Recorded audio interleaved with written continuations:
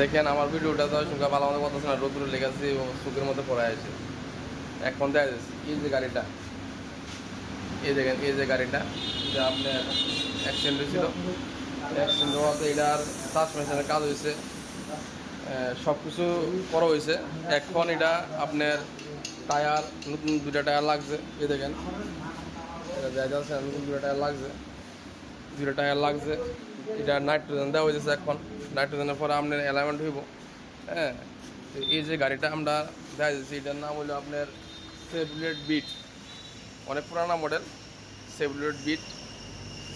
এই গাড়িটা আমরা আজকে আমার ফার্স্ট দোকানে ফার্স্ট গাড়ি যা এটা দিয়ে যাত্রা হইব।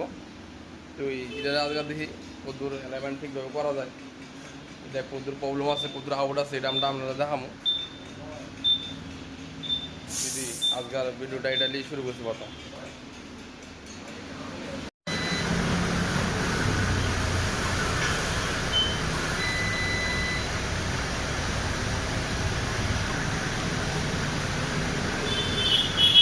এই দেখেন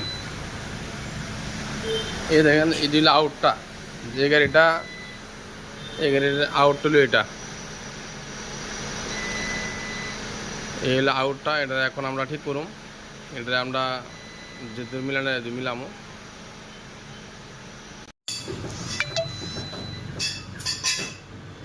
এই দেখেন অ্যালাইনমেন্ট পুরো ওকে আছে, কমপ্লিট হয়ে আছে অ্যালাইনমেন্ট কাজ।